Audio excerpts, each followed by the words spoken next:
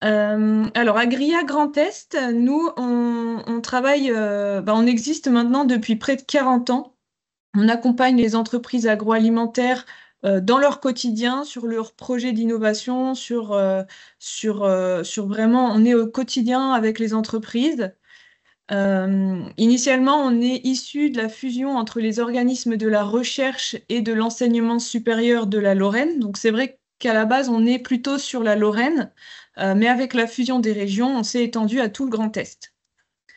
Notre particularité, c'est qu'on travaille sur le secteur de la bioéconomie qui regroupe la partie agroalimentaire et la partie des agroressources, ce qui permet d'avoir vraiment une vision globale sur un projet. Nous sommes une petite équipe de 10 collaborateurs avec chacun des expertises qui leur sont propres, qui fait que nous, on peut avoir du coup une complémentarité entre nos différentes structures. On travaille sur du management, sur de la qualité, de la nutrition, de l'environnement, sur la partie ressources humaines. C'est ce qui nous amène à échanger aujourd'hui ensemble. Sur de la communication également, du marketing, de la commercialisation et aussi sur du process industriel. Donc, on a plusieurs missions au sein des entreprises. La première, c'est que nous, on offre un cadre pour que les entreprises puissent échanger au sein d'un réseau. À cet effet, en fait, on a plusieurs casquettes.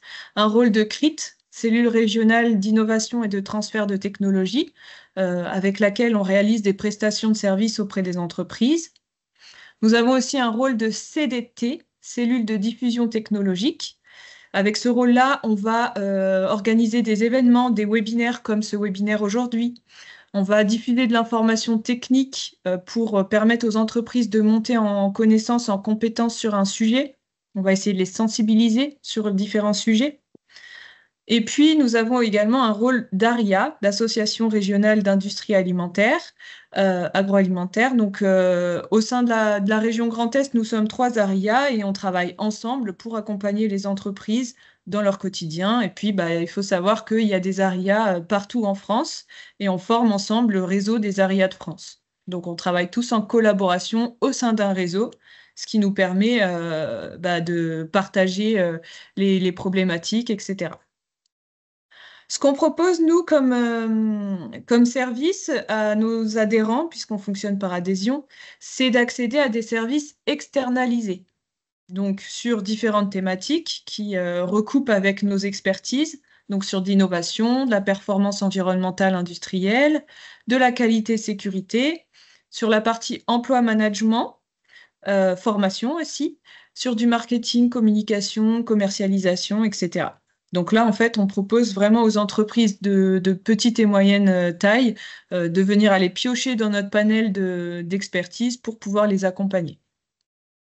Et en troisième lieu, ce qu'on propose, c'est développer l'intelligence collective en travaillant sur de la proposition de formation. Donc, on est un organisme de formation agréé. Donc, ça permet de prendre en charge une partie des formations, notamment via Ocapiat. On va voir ça tout à l'heure. Et on travaille aussi sur des projets collectifs. Quand on sent qu'il y a un sujet qui est collectif, qui est partagé par plusieurs entreprises, on essaie de le creuser pour pouvoir mettre en place des projets autour de ça et aller chercher des financements pour rendre accessibles les dispositifs qu'on met en place au plus grand nombre et à moindre coût aux entreprises. Donc voilà, c'est assez rapide, ça permet d'avoir une vision d'ensemble de ce qu'on peut proposer.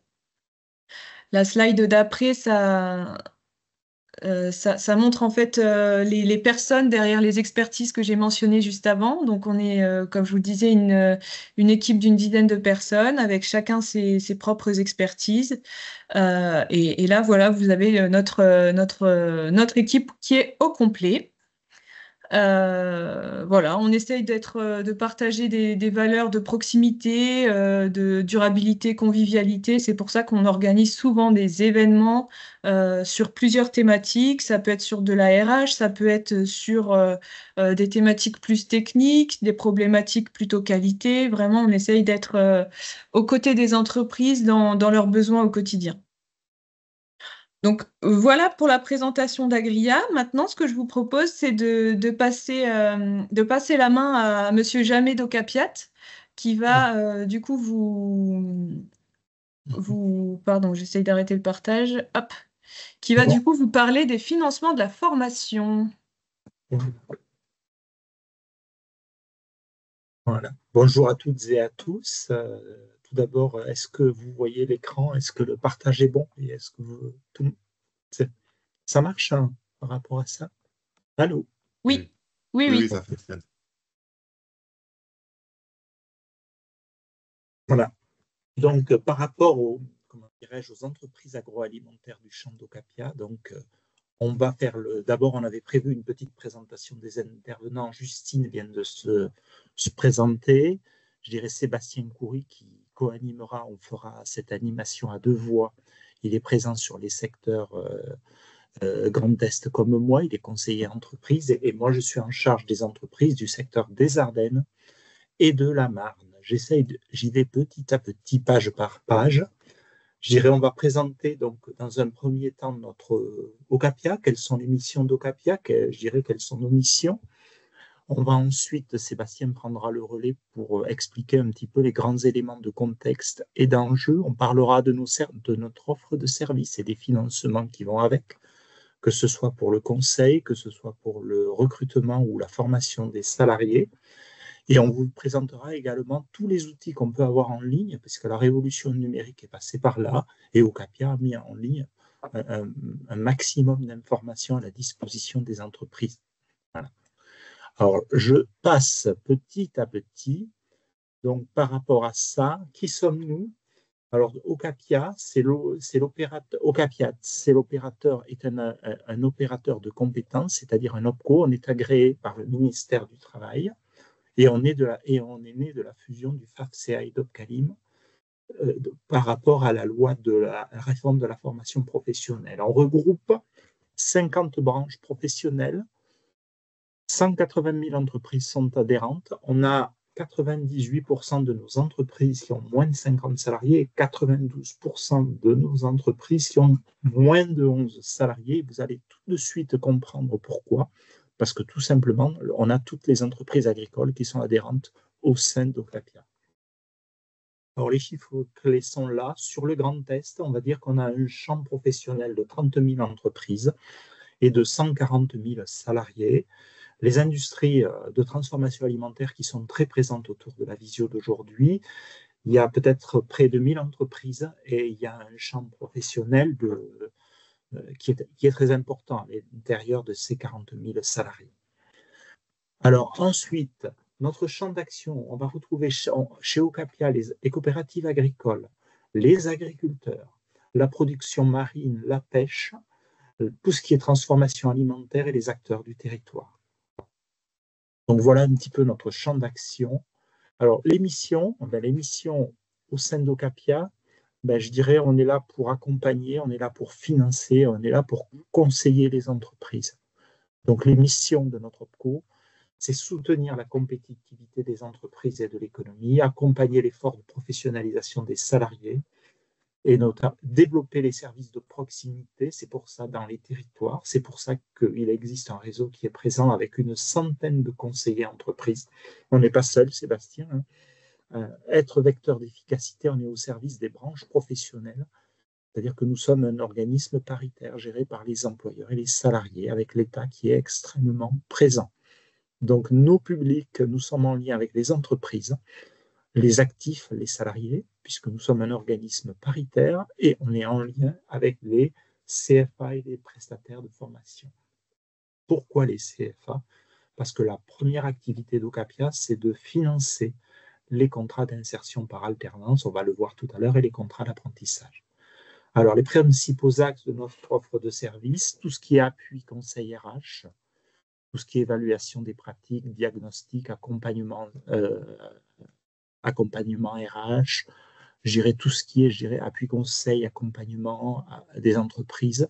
Ensuite, il y a tout ce qui est formé, développer, sécuriser les compétences, faciliter l'embauche. Donc, on est à la fois un acteur au sein de la chaîne et on finance tout ce qui est recruté, intégré par par la promotion de solutions innovantes. Et on a également tous les services en ligne dont on va vous parler.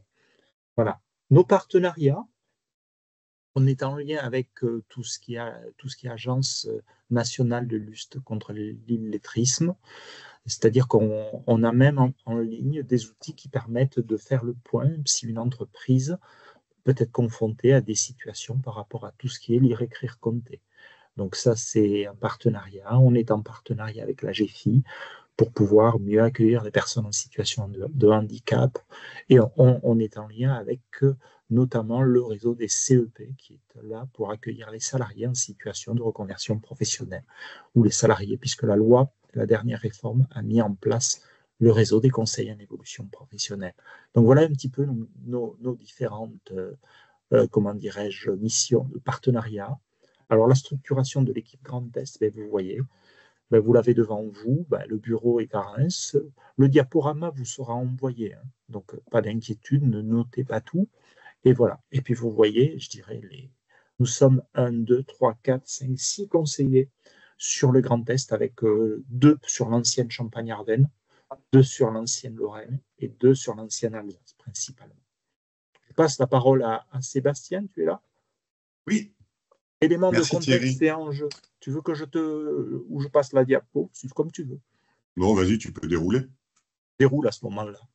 Voilà, donc éléments de contexte et enjeux, et je te laisse poursuivre. Voilà, donc élément de contexte. Donc, on est dans la continuité de la réforme de la formation professionnelle de 2018, hein, qui a réduit notamment le nombre d'OPCO et modifié le circuit des financements. Aujourd'hui, les entreprises contribuent toutes à la formation professionnelle. Alors, 1% de leur masse salariale pour les entreprises de plus de 11 salariés et plus, et 0,55 pour celles qui comptent moins de 11 salariés. L'ensemble de ces contributions, elle est collectée par la MSA et les URSSAF. Elle est mutualisée par France Compétences, et ensuite elle est redistribuée aux différents acteurs du développement de la formation professionnelle en France, et notamment les OPCO. Voilà. Donc aujourd'hui, on gère des fonds publics, et comme le disait Thierry, on a un contrat avec l'État qui nous donne des objectifs. Et en fonction de ces objectifs, nos budgets sont répartis selon les différentes priorités qui ont été établies. Pour compléter ce que dit Sébastien, juste en un mot, on gère les contributions de branches par contre. Donc si vos branches professionnelles ont mis en place des contributions formation, elles se versent toujours chez Ocapiat. Je poursuis, Sébastien? Oui. Oui, merci. Ouais. Allez, je t'en prie. Alors, aujourd'hui, en matière de formation professionnelle, les entreprises, elles ont, si elles n'ont pas l'obligation de former, elles ont néanmoins l'obligation de maintenir les compétences et d'adapter les compétences des salariés à leur poste de travail. Donc tout cela, évidemment, tenant compte des évolutions des métiers, des emplois et des organisations. Donc nos branches sont attentives à ces évolutions et développent des dispositifs de développement des compétences et de formation pour répondre aux obligations faites aux employeurs en matière de formation professionnelle. Alors, je dirais que la seule obligation finalement de former, elle est celle qui concerne les habilitations et notamment tout ce qui est formation à la sécurité en général. Voilà. Alors, depuis 2018, les entreprises ont l'obligation de mener des entretiens professionnels. Alors, tous les 2 ans, et concernant les perspectives d'évolution professionnelle du salarié. L'idée, c'est de faire le point sur les compétences, sur les objectifs, comment comment dire, les atteindre et finalement mettre le salarié au cœur de son propre parcours de développement des compétences. Et cet entretien professionnel, il s'accompagne d'une analyse tous les 6 ans du parcours du salarié. Qui doit notamment faire état des formations dont a bénéficié le salarié au cours de ces 6 ans. Voilà, cette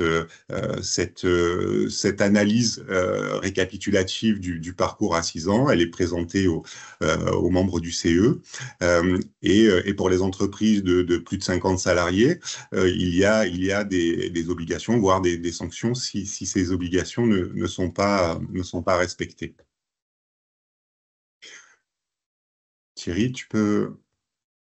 Voilà. Alors, Ocapiat propose des outils pour préparer l'entretien professionnel. Donc, vous trouverez sur notre site un guide de l'entretien professionnel avec des objectifs, avec des fiches descriptives, des outils en ligne, des tutoriels.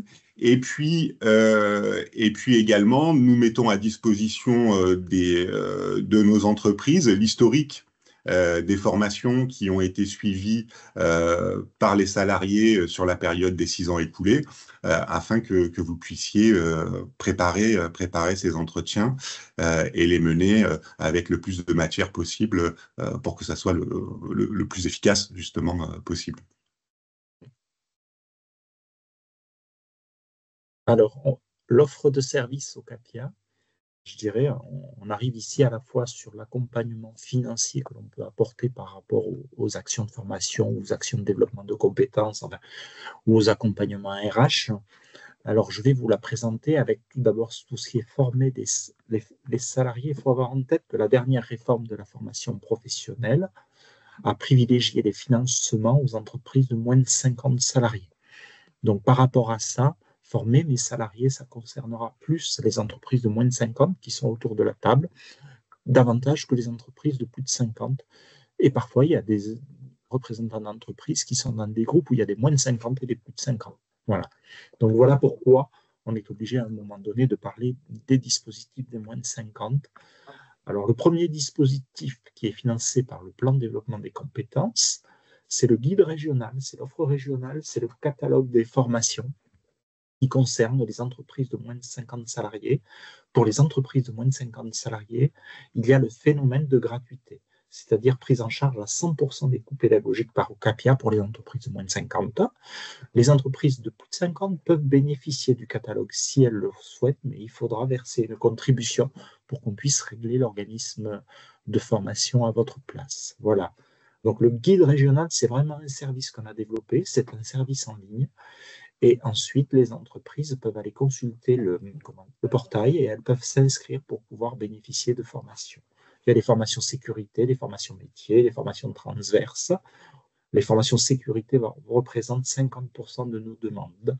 Et vous pouvez consulter le portail de l'offre régionale, le moteur de recherche, etc. Donc, vous voyez, le diaporama, il peut paraître long, mais il y a des pages qui sont fastidieuses et puis il y a des pages qui sont simples. Là, quand vous recevrez le résumé de l'intervention qu'on fait avec Sébastien, voilà, vous avez ici un lien vers le moteur de recherche pour faire et vous le verrez, vous pouvez facilement vous inscrire. Voilà. Vous pouvez également télécharger des books, c'est-à-dire des guides qui résument les actions de formation qui sont susceptibles d'être prises en charge, mises en œuvre par les organismes de formation qui ont été retenus. Voilà. Alors, il faut avoir en tête que sur le catalogue, on fonctionne par appel d'offres.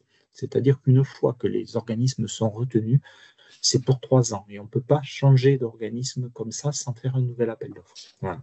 Ça, c'est le lien qu'on a avec l'État et on fonctionne à ce niveau-là avec le système des appels d'offres. Voilà. Donc ensuite, le catalogue des formations s'adresse aux entreprises de moins de 50. Le dispositif Boost Compétences s'adresse aux entreprises de moins de 50 également. C'est quelque chose qui est beaucoup plus souple, beaucoup plus clair en main, c'est-à-dire que vous pouvez mettre en place des actions de formation externes. Vous avez vraiment le libre choix des actions de formation que vous souhaitez mettre en place. Il faut simplement que l'organisme de formation soit certifié Calliope. Ça aussi, c'est une nouveauté de la réforme de la formation professionnelle. Les organismes de formation doivent être certifiés Calliope pour pouvoir bénéficier des financements. Donc, vous pouvez, pour les entreprises de moins de 50, faire sur votre espace une demande de prise en charge préalable par action. Il n'y a pas de durée minimum. Vous êtes libre des coûts pédagogiques et on vous remboursera à la fin au prorata des réalisations. Par contre, il y a un plafonnement qui est à 50% des coûts pédagogiques plafonnés à 1 500 € par stagiaire ou par dossier.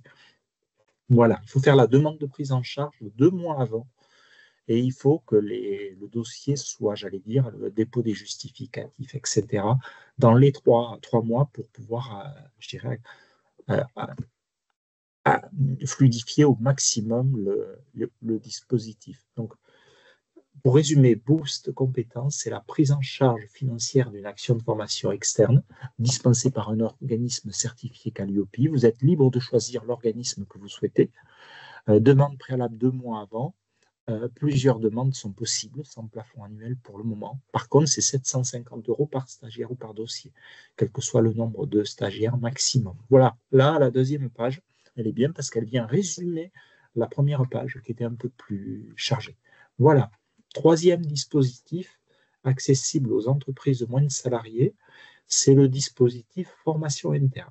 Parce qu'on se rend compte que nos entreprises agricoles ou alimentaires, que ce soit les coopératives, et notamment les entreprises de transformation alimentaire, et notamment en production, vous développez beaucoup de formation interne. Donc, on a mis en place quelque chose. Le conseil d'administration a mis en place un dispositif qui vous permet de faire financer les formations internes. Voilà. Il faut que les formations, la durée des parcours soit entre 3 et 70 heures. Et l'aide est de 50% de 20 €. Autrement dit, je résume, l'aide, elle est de 10 €. 10 € de l'heure avec un plafond de 70 heures par salarié. Et après, il y a des plafonnements. Il faut faire la demande de prise en charge via les extranets, via votre espace, au plus tôt 2 mois avant le début de la formation jusqu'au jour du démarrage de l'action. Voilà. Je n'ai pas été suffisamment précis tout à l'heure sur le dispositif Boost. Il faut vraiment faire les demandes préalables au plus tard la veille du démarrage de l'action. Voilà, il faut préparer le programme type avec la demande de prise en charge plus le programme de formation interne. Voilà. Et puis là, vous voyez les justificatifs. Enfin, je ne vais pas tous les lire. Il faut pour pouvoir se faire rembourser avec un certificat de réalisation, etc., qui est le nouveau modèle de la feuille d'émargement. Voilà. Alors, quand on dit formation interne, excuse-moi Thierry, je me permets. Je t'en prie, vas-y. Quand on dit formation interne, en fait, simplement, il faut comprendre une formation qui est réalisée par un salarié de l'entreprise auprès de ses collègues d'autres salariés. Hein, voilà. À la différence d'une formation externe qui fait appel à un organisme de formation. Donc, à partir du moment où vous estimez que dans votre entreprise, vous avez des salariés qui ont la compétence pour former soit des nouveaux embauchés, soit des collègues, tout simplement, vous pouvez mettre en place ce dispositif et on accordera un financement conformément à votre demande et puis aux quelques justificatifs qui sont demandés. Ce qui est important, c'est, comme le disait Sébastien, de repérer quand même dans votre entreprise les personnes qui sont susceptibles et qui ont les capacités, les qualités, les aptitudes à former en interne. C'est important de bien choisir les formateurs internes. C'est un gage de réussite de l'opération, mais il y a vraiment des cas de figure où vous n'avez pas le choix. Il faut former les gens vous-même. Alors, pour résumer, en fait, ça résume un petit peu prise en charge maximum de 3 à 70 heures. Vous êtes libre de choisir de mettre en œuvre l'action, le choix du salarié, du thème, du calendrier, de la durée, demande préalable uniquement 2 mois avant. On résume en fait la diapo d'après, elle résume un petit peu. Plusieurs demandes sont possibles. Pour le moment, il n'y a pas de plafonnement. Voilà. Sauf un plafonnement par dossier, 3 500 € max par dossier pour une durée de 70 heures maxi. On rembourse l'entreprise. Je passe la parole à Sébastien pour le dispositif pro, hein, c'est ça. Ouais, alors La PROA ou reconversion ou promotion par l'alternance, c'est un dispositif qui a été imaginé par l'État pour permettre aux salariés qui sont en poste d'évoluer et d'accéder à des certifications professionnelles.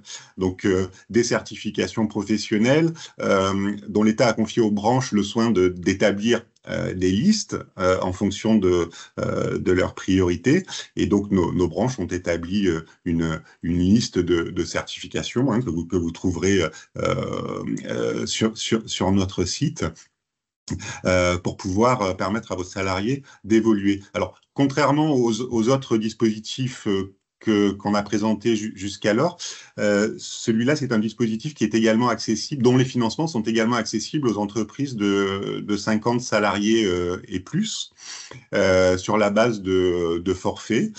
Donc, on est sur des forfaits qui peuvent aller jusqu'à 3 000 euros pour permettre de financer la formation. Voilà. C'est un dispositif qui est accessible aux salariés qui ont au maximum un niveau licence, c'est-à-dire qui n'ont pas validé un niveau Bac plus 3. Et c'est un dispositif qui se fait en concertation avec l'entreprise, puisqu'il nécessite de mettre en place un avenant au contrat de travail qui doit préciser la durée et les objectifs de cette promotion ou reconversion par l'alternance. Voilà. Donc, sur notre guide, vous trouverez un outil numérique qui permet aux entreprises et aux salariés, métier par métier, de retrouver l'ensemble des certifications qui sont éligibles à ce dispositif et à ce financement. Et la bonne nouvelle, pour compléter ce que dit Sébastien, c'est que les entreprises qui sont autour de la table, il y a des coopératives, il y a des entreprises de transformation alimentaire, et il y en a de nombreuses qui sont sans doute couvertes par l'accord PROA. Voilà. Et puis pour compléter, pour donner un exemple, là ce qu'on fait beaucoup dans le cadre de la PROA, par exemple, ce sont les certificats de qualification professionnelle de branche, qui sont des formations. Je continue. Qui peuvent être assez longues. Ouais. Voilà. Et justement, ces certifications de qualification professionnelle qui ont pour objectif de former au métier, puisque les référentiels de formation et de compétences ont été établis par les professionnels de la branche afin de qualifier et de reconnaître les compétences des salariés, sont donc, pour faire le lien, éligibles à ces financements à la promotion par l'alternance. Alors, comment est-ce qu'on obtient un certificat de qualification professionnelle qui relève de la branche d'une branche du périmètre d'Ocapiat? Donc, il y a 3 possibilités d'accéder à la certification. La voie, je dirais, classique, c'est par la formation professionnelle continue.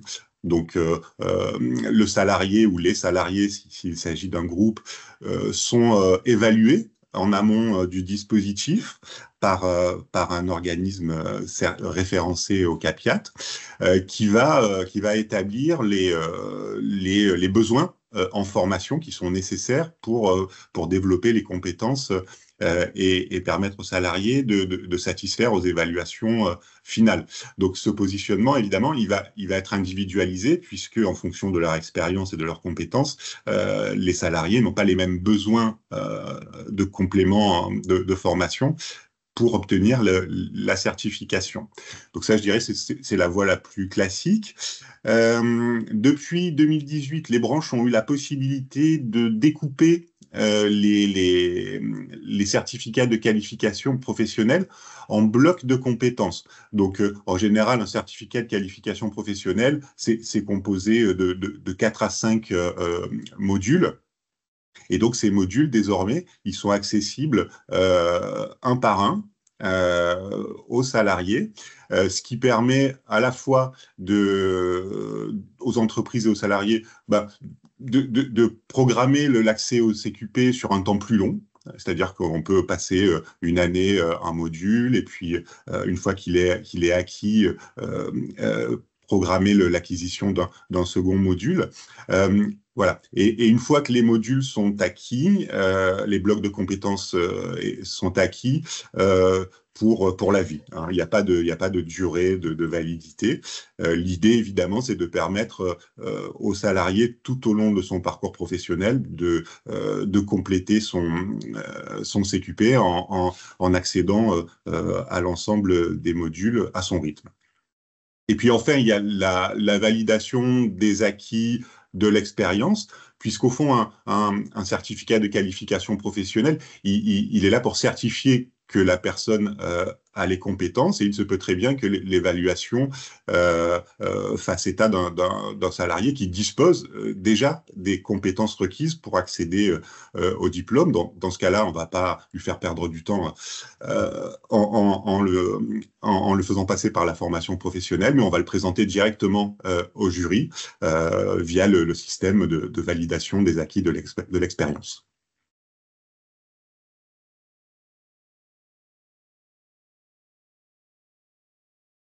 Voilà.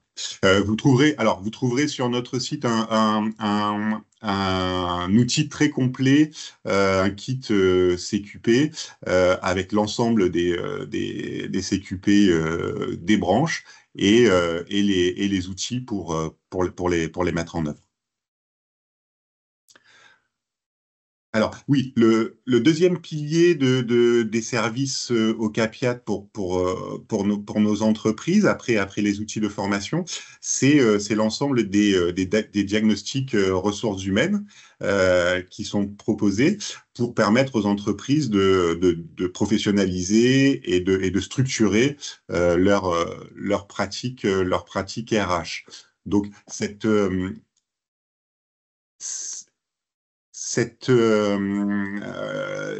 pardon, je lisais le message en même temps.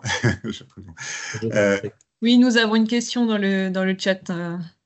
Oui, bah, peut-être qu'on peut prendre la question. Ouais, oui, alors, il s'agit d'une question sur les CQP. Quelle partie est exactement prise en charge? Alors, la partie qui est prise en charge, c'est en fait, il y a deux financements. Il y a deux financements qui viennent prendre en charge justement les deux volets de la mise en œuvre d'un certificat de qualification professionnelle. On a une partie d'ingénierie. Donc, l'ingénierie, c'est constitué d'une étude de faisabilité et d'opportunité qui est demandée par la branche pour savoir si le CQP est bien une réponse à la problématique de l'entreprise et si elle a les capacités de le mettre en œuvre. C'est l'évaluation des salariés, le positionnement et puis le passage devant le jury. Donc tout ça, c'est ce qu'on considère comme étant la partie ingénierie. Donc pour ça, on a des forfaits de prise en charge qui vont de mémoire, tu me corrigeras peut-être Thierry, mais jusqu'à 2 500 € pour un parcours pour financer la partie ingénierie. On a également à la disposition des organismes de formation des outils, donc un outil qu'on appelle Evalim, donc pour évaluation des compétences dans le secteur alimentaire.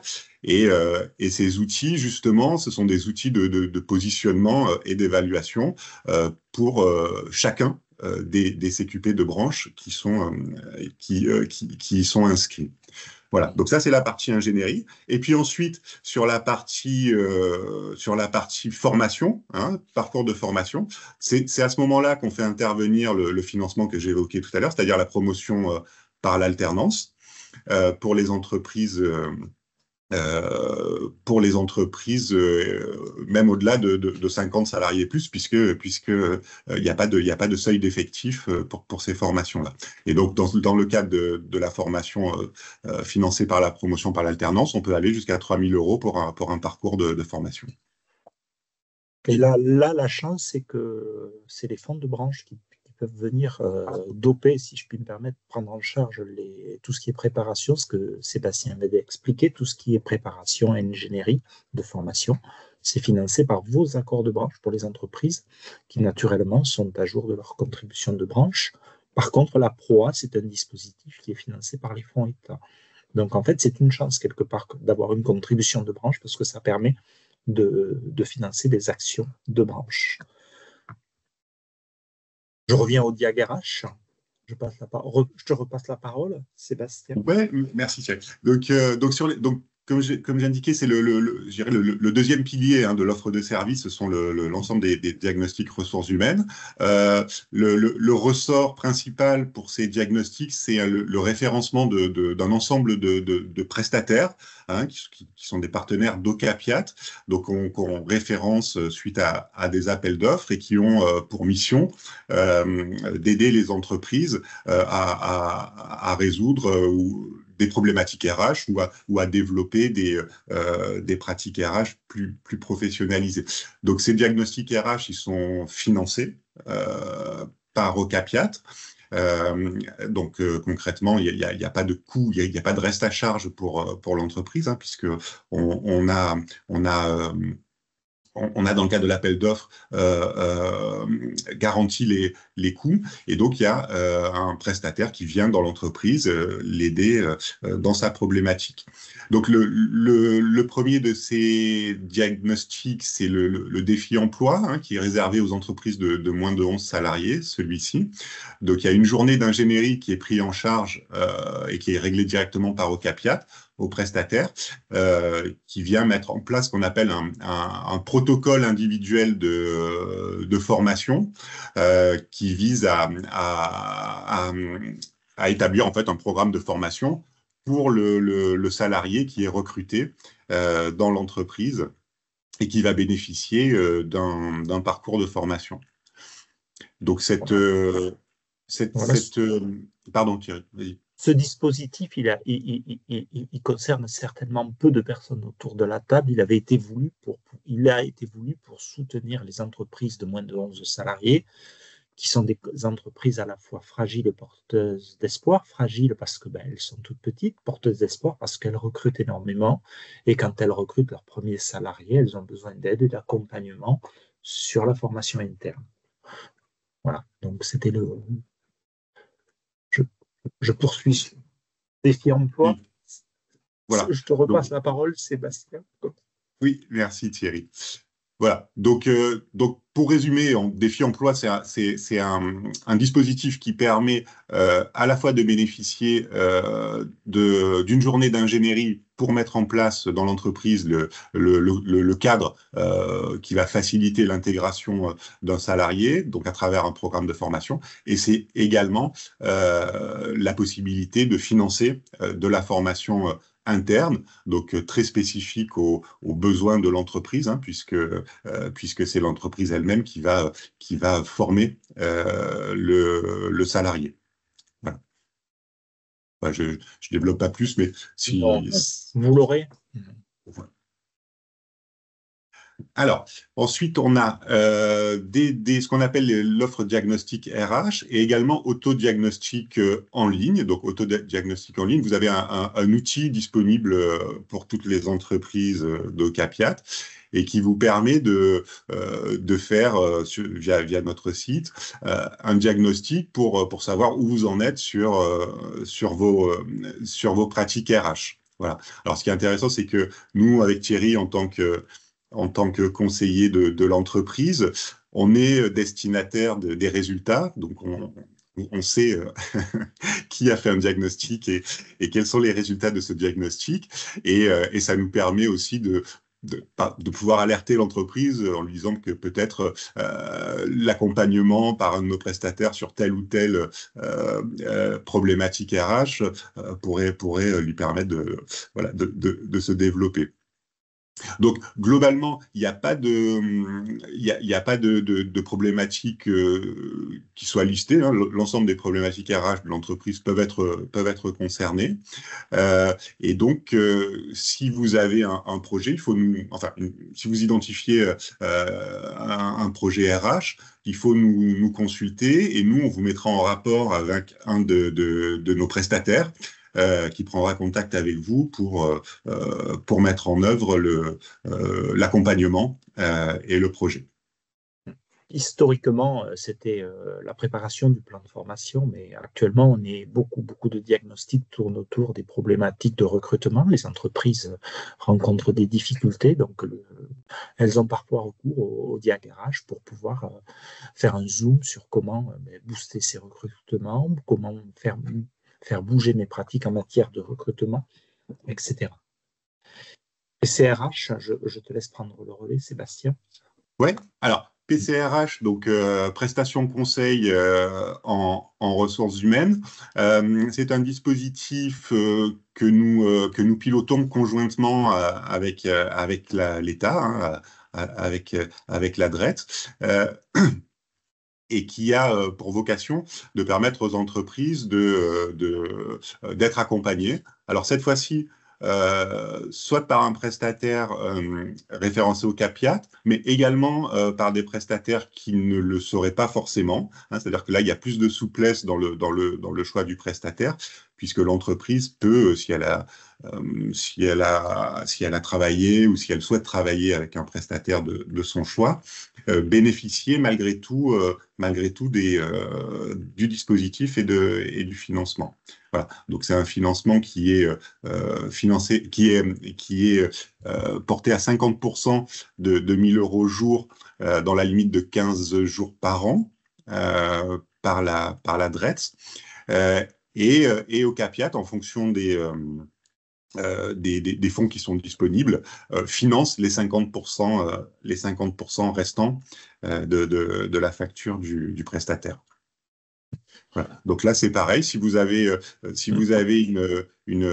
un projet, là vous avez des exemples de projets qui sont listés. Vous n'hésitez pas à nous solliciter et nous on vous accompagnera dans le montage du dossier et la recherche de financement. Voilà, intégrer un nouveau collaborateur, je vais prendre le relais, Sébastien, ça va te permettre de souffler un peu, merci beaucoup. Intégrer un nouveau collaborateur, c'est tout ce qui est attractivité, recrutement, alternance. Donc, on va vous présenter les dispositifs qui nous permettent à la fois de financer les recrutements par alternance et tous les dispositifs, que ce soit des dispositifs d'information, de communication ou des dispositifs ou des actions qu'on met en œuvre pour accompagner les entreprises ou pour promouvoir les métiers. Voilà. Alors, attractivité, faire connaître des métiers, je dirais on a mis en place des actions, je dirais, à la fois pour permettre à des entreprises, des représentants d'entreprises de devenir ambassadeurs et de faire connaître les métiers. C'est ce qu'on appelle devenir l'un des 1000 ambassadeurs, My Job Glasses, je dirais, puisque les secteurs professionnels relevant d'Ocapia jouent un rôle clé dans l'économie française.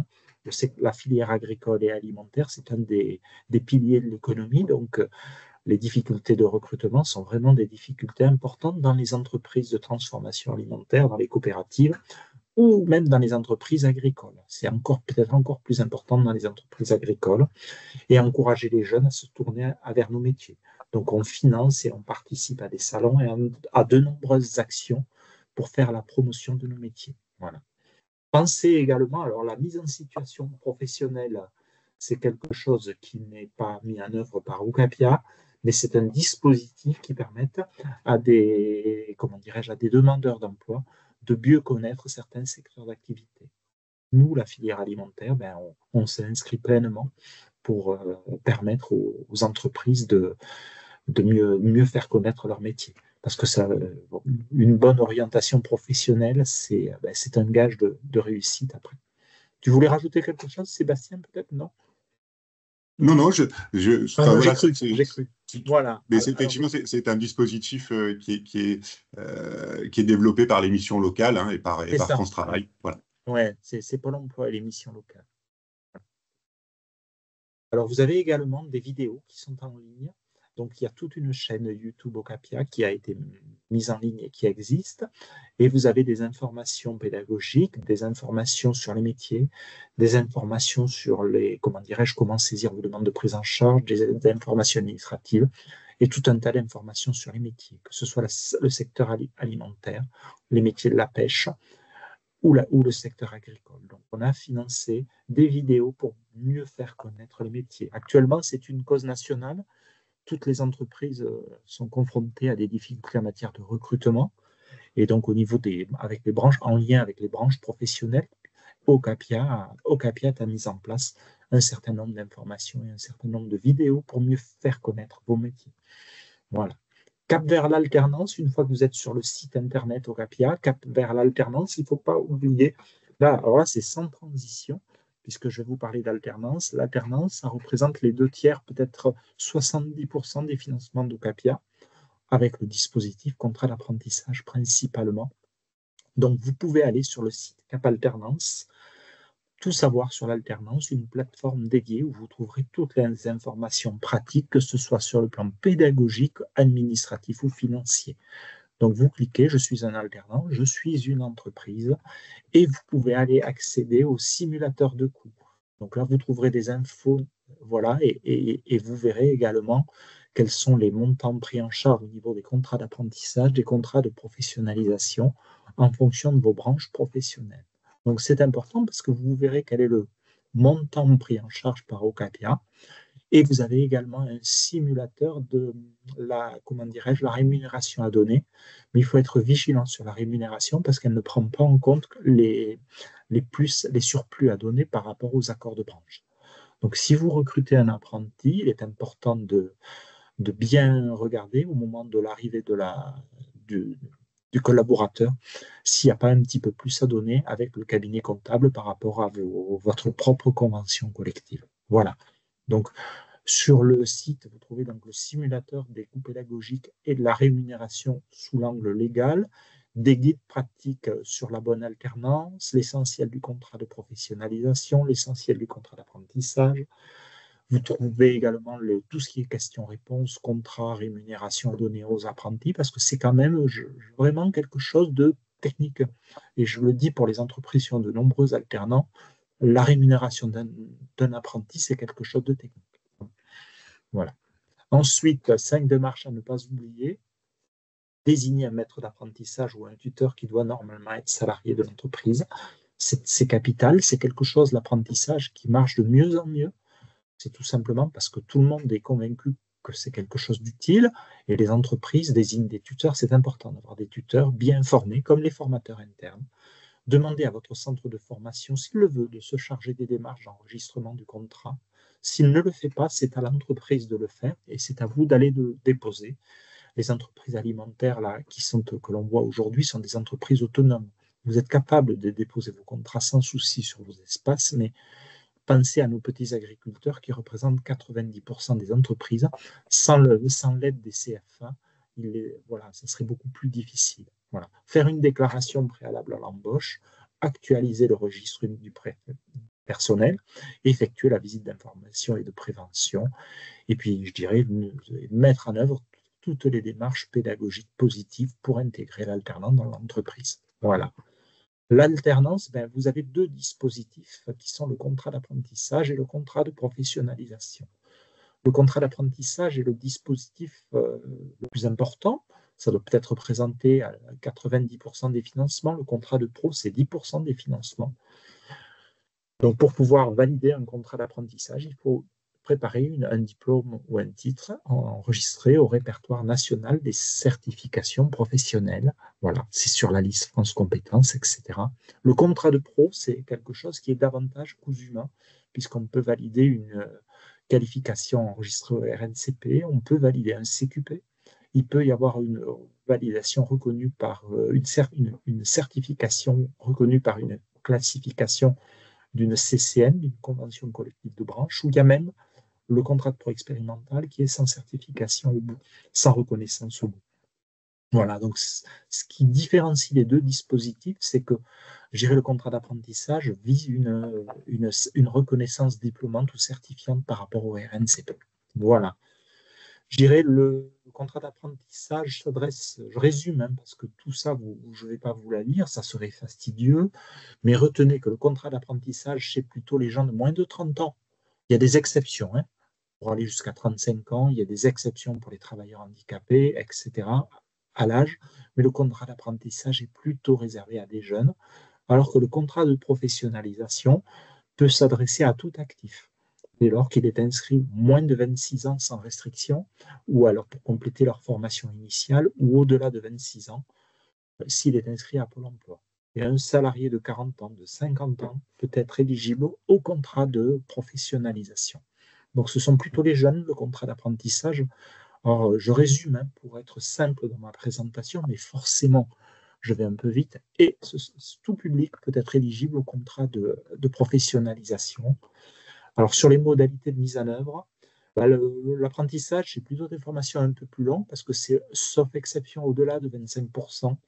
Et puis, les temps de formation pour les contrats de pro, là aussi, il peut y avoir des modulables en fonction des accords de branche, mais on est plutôt entre 15 et 25% sur des formations plus courtes. Voilà. Voilà. Le contrat de professionnalisation, en général, c'est entre 6 mois et 12 mois. Il peut aller jusqu'à 36 mois, mais c'est très, très rare. Dans les deux cas de figure, ça peut se préparer en CDD ou en CDI. J'essaye de ne pas être trop long, mais c'est quand même... voilà. Il faut déposer le contrat dans les 5 jours et on a un délai de 20 jours pour pouvoir l'instruire. Tu voulais rajouter quelque chose, Sébastien, peut-être? Ouais, alors peut-être que tu en parles après, mais dans les modalités de mise en œuvre, ce qui fait aussi la différence entre le contrat d'apprentissage et le contrat de professionnalisation, c'est que dans le cadre du contrat de professionnalisation, l'entreprise peut participer à l'élaboration du programme de formation.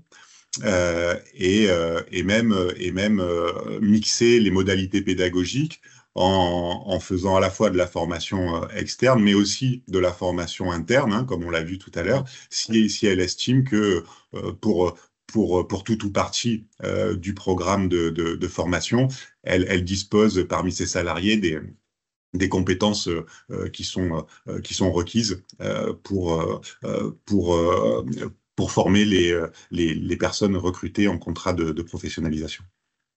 Dans les secteurs de la viande, où il y a pas mal de formations internes, parce que bon, il n'y a pas d'école pour pouvoir les former, etc. Donc, il y a des formations internes sur le tas qui se développent sur les métiers de la viande, des abattoirs, etc.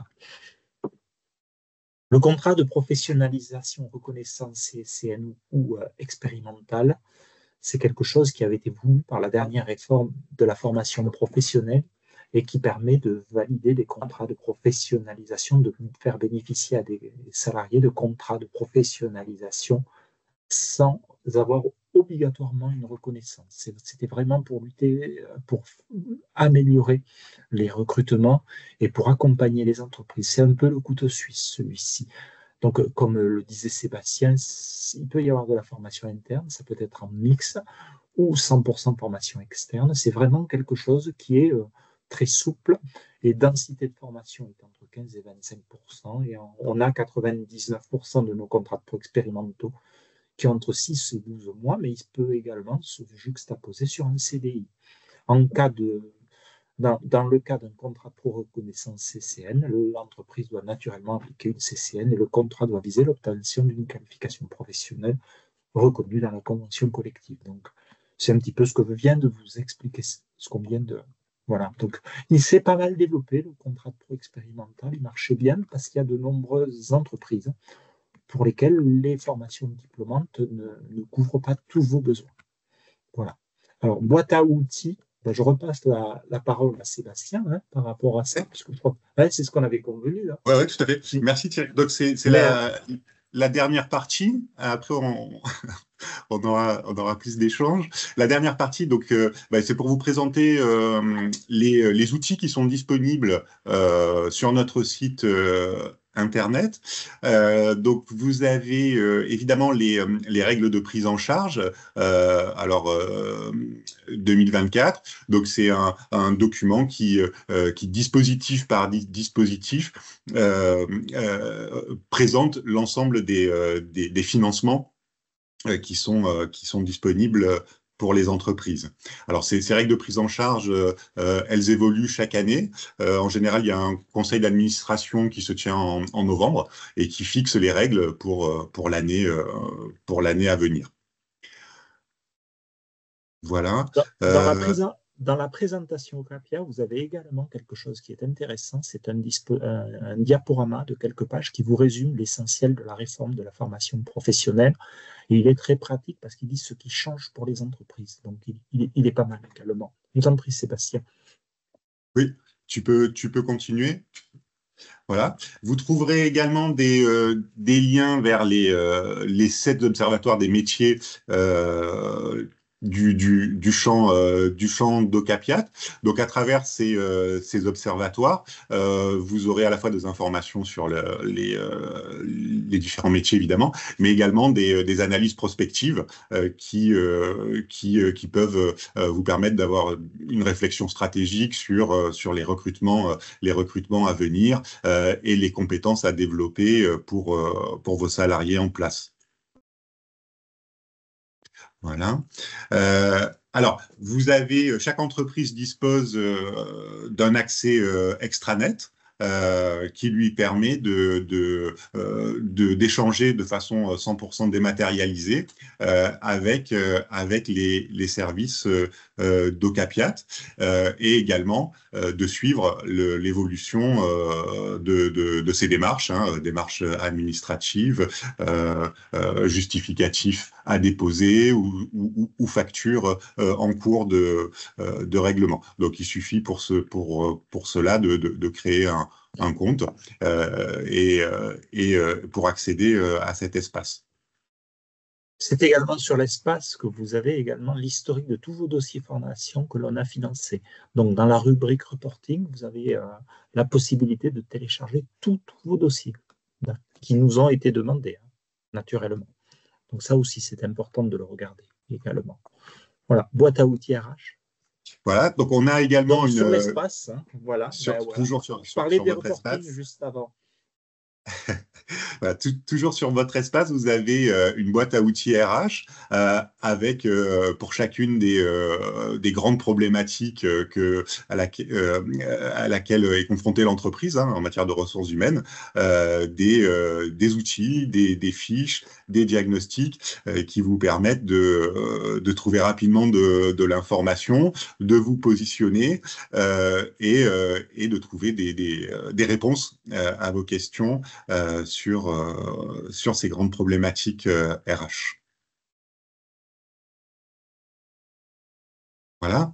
Alors, vous avez un ensemble de tutoriels qui sont disponibles également sur mon compte Ocapiat pour vous aider à faire vos démarches. Donc, par exemple, créer ces demandes de financement, générer des reportings ou échanger avec Ocapiat. Voilà. Vous avez également un lien vers une assistance informatique si vous rencontrez une difficulté ou si vous avez une question à poser. Et puis évidemment, vous avez vos conseillers qui sont là si vous n'obtenez pas, si vous ne trouvez pas la réponse que vous cherchez sur cet outil-là.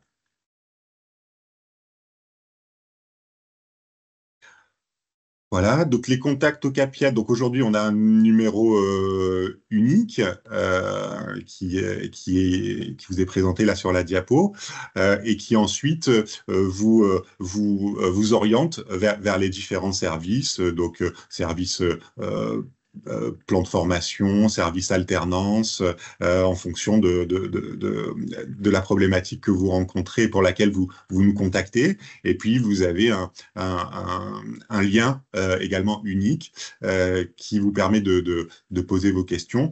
Et ensuite, en fonction de la question qui est posée, elle est orientée par nos services sur la bonne personne qui va reprendre contact avec vous pour vous répondre. Voilà. Donc, à retenir, vous avez un numéro de téléphone et un lien pour nous contacter. Et puis, évidemment, vous avez, comme l'a présenté Thierry en introduction, les coordonnées de vos conseillers sur vos territoires, que vous pouvez joindre aussi directement, puisque vous avez nos numéros de téléphone portable et puis nos mails personnels. Voilà, enfin, professionnels. Voilà. Mais je pense qu'on a terminé, Thierry. Oui, on est tous. Voilà, cette merci pour année. votre attention et puis on est à votre disposition Ah pour ouais, répondre n'hésitez pas à nous à poser à vos quelques questions. questions. Alors, pour l'instant, il n'y a pas de questions dans le chat, mais est-ce que ça va peut-être arriver? Ou Profitez de... n'hésitez pas à lever la main si vous voulez intervenir, il y a pas de souci. J'ai arrêté le partage. Oui, pro. Est-ce que vous avez des questions du coup? C'était très clair, merci beaucoup. Bon. Merci.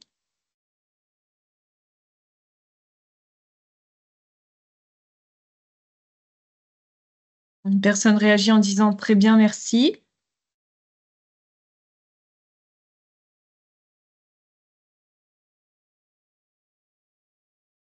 Et sinon, pour l'instant, pas de questions.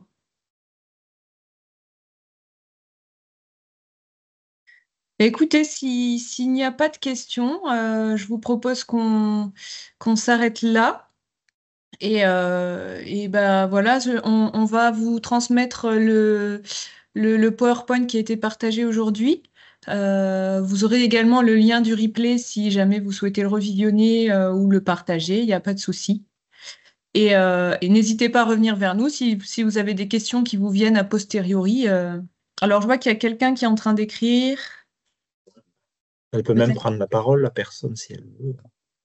Oui, on peut. N'hésitez pas à prendre la parole, à ouvrir votre micro si nécessaire. Des fois, on est 50, ça pose des problèmes techniques. Mais là, on est un petit on est moins groupe. de 11, donc peut-être que la liaison va supporter. Ou alors, c'est des personnes qui nous remercient peut-être, je ne sais pas. On va attendre.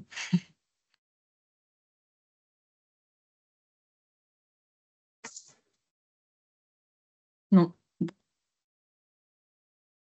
Mais écoutez, dans ce cas, je vous propose oui, d'arrêter là. Et puis, n'hésitez pas à revenir vers nous si vous avez des questions.